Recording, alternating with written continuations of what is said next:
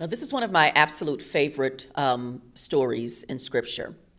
And I remember the very first time I preached this text years ago, I was sharing with one of my brother friends from seminary some of the things that I was seeing with this fresh reading. And he was quiet as I was kind of, exploring with him my exegesis. And then finally he said, "But what about Jesus? Where is he?" And right then, I realized that that was my problem with the way that I had heard this text preached. It was as if everyone treated the woman at the well as a supporting character to Jesus as he's en route to living his purpose-driven life. And that was problematic for me.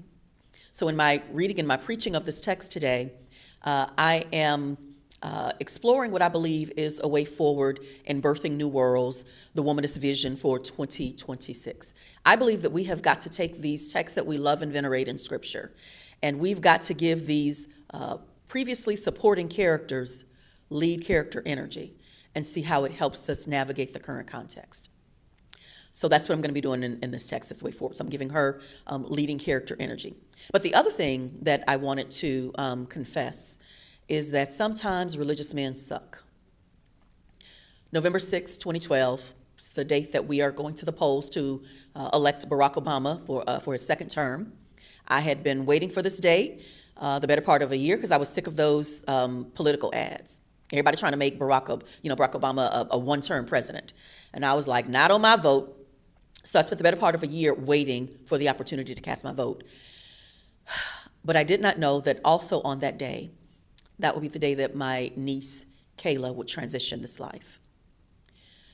My heart was broken. And the only person who I confided in with how I was really feeling was my spiritual director. I had confessed to him that I was so broken that I didn't want to continue living. And he was very gracious with me. And he said, no, he said, Lex, that's a common way to feel when you've experienced a tragic loss. He said, but let's get you some meds, just to keep you safe. So the following week, I am in Texas at Kayla's funeral.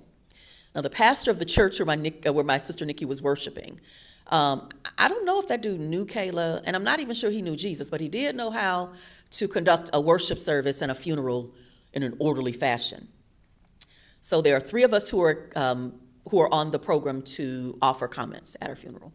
Her best friend, her niece from her mother's side, which was me, and her aunt from her mother's side, which was me, and the aunt from her dad's side, which was Kayla's Aunt Tony. As we're going to the mic, pastor says, each of you have 2 minutes. Look at that clock on the wall. When it says 0, you need to be off the mic. Fine. So there I am, I'm at the mic. I'm sharing stories, the audience is laughing. And as I'm about to wrap up my comments, I hear, ma'am,